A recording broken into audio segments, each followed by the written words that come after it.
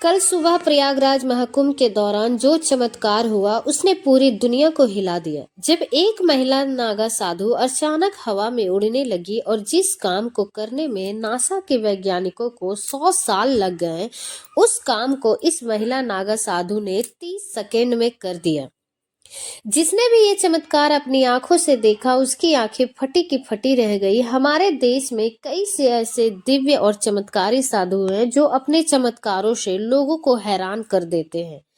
ऐसे ही कुछ दिव्य साधु इस बार महाकुंभ में देखने को मिले जिन्होंने अपने चमत्कार से पूरी दुनिया को हैरान कर दिया। कोई साधु कांटों पर लेटा हुआ है तो कोई साधु बहती गंगा में बैठकर तपस्या कर रहा है। लेकिन आज हम आपको ऐसी महिला नागा साधु के बारे में बताने जा रहे हैं जो अचानक हवा में उड़ने लगी। जिसने भी ये चमत्कार देखा वो नतमस्तक हो गए। आखिर कौन थी वो महिला नागा साधु और क्या थी उस महिला नागा साधु का हवा में उड़ने का रहस्य? जानने के लिए वीडियो को अंत तक जरूर देखें। साथ ही वीडियो को लाइक करके चैनल को सब्सक्राइब जरूर कर दें। ये घटना महाकुंभ के अमृत स्नान के दिन की है। सुबह का समय था। सभी महादेव भक्त गंगा के संगम तट पर पवित्र स्नान कर रहे थे। गंगा किनारे एक महिला नागा साधु अपनी साधना में लीन थी। उसके चारों ओर श्रद्धालु खड़े होकर मंत्र उच्चारण सुन रहे थे। वो साध्वी बेहद शांत और ध्यान मग्न थी। उन्होंने अपने चारों ओर एक अग्नि का घेरा बना लिया हुआ था और कुछ विशेष मंत्रों का जाप कर रही थी। उस महिला नागा साधु के मुख का तेज इतना ज्यादा था कि हर कोई उसकी तरफ आकर्षित हो रहा था। ऐसा लग रहा था मानो जैसे स्वयं माँ दुर्गा संगम तट पर बैठकर तपस्या कर रही हो। अचानक उस महिला नागा साधु ने अपनी आंखें बंद की और एक गहरी सांस ली। इसके बाद जो हुआ उसे देखकर लोगों के पैरों तले जमीन खिसक गई। हर किसी से के सांसें थम गई और जमीन हर देखा कि महिला नागा साधु का शरीर धीरे धीरे जमीन से ऊपर उठने लगा और ये नजारा देखकर सभी की आंखें फटी की फटी रह गई। वह 10 फीट जमीन से ऊपर उड़ गई और ऐसा लग रहा था जैसे वो पूरी तरह से हवा में तैर रही हो। उनकी मुद्रा बेहद शांत थी और ऐसा प्रतीत हो रहा था जैसे वो किसी गहरी साधना में लीन हो और उनके शरीर के चारों ओर एक चमत्कार आभा दिखाई दे रही थी। सभी श्रद्धालु ये चमत्कार देखकर हैरान थे। उन्हें कुछ समझ में नहीं आ रहा था कि आखिर ऐसे कैसे हो सकता है। कुछ लोग इस दृश्य को अपने मोबाइल फोन में कैद करने लगे जबकि कुछ ने इसे भगवान का चमत्कार मानकर उनके सामने हाथ जोड़कर खड़े हो गए। और वो मौजूद एक व्यक्ति ने कहा, मैंने अपने जीवन में ऐसा अद्भुत चमत्कार कभी नहीं देखा। ये सचमुच भगवान की लीला है। वहीं कुछ लोग इसे नागा साधु की तपस्या का फल मानने लगे और कुछ लोगों ने कहा कि ये साधु की वर्षों की कठोर की साधना है और तप का नतीजा है। दोस्तों, नागा साधु अपनी शक्तियों के लिए जाने जाते हैं। वो अपने शरीर और मन को इतनी शक्ति प्रदान करते हैं कि वो प्राकृतिक सीमाओं को पार कर सकते हैं। और वही दूसरी ओर कुछ लोगों का मानना है कि ये भगवान शिव की कृपा भी बताया जा रहा है।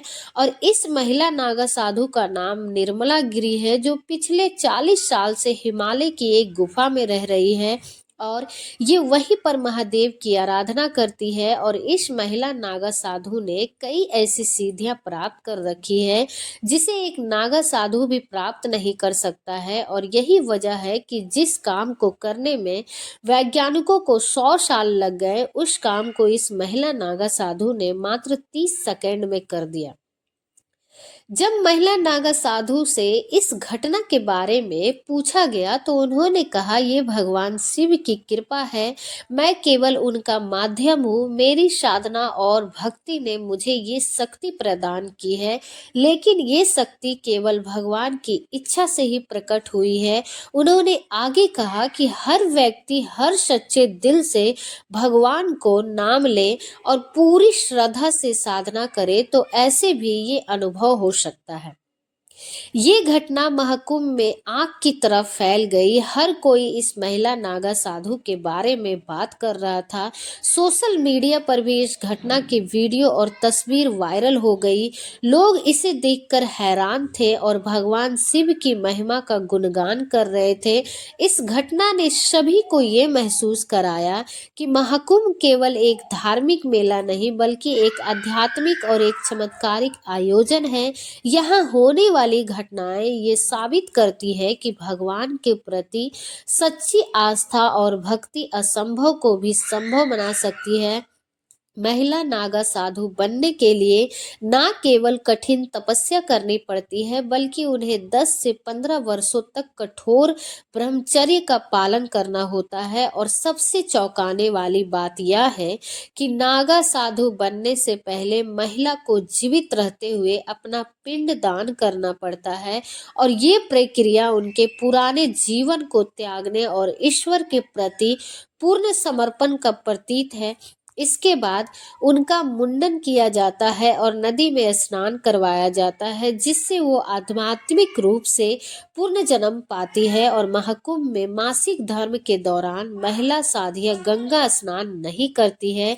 इसके बजाय वो गंगा जल का आचमन और छींटे अपने ऊपर छिड़कती है और जिससे इसे स्नान के समान पवित्र माना जाता है। नागा साध्वी बनने के लिए केवल साधना ही नहीं बल्कि अपने गुरु का विश्वास जीतना भी अनिवार्य है। उनकी साधना में सुबह ब्रह्म मुहूर्त में शिव का जाप और शाम को भगवान धत्रेय की आराधना शामिल होती है।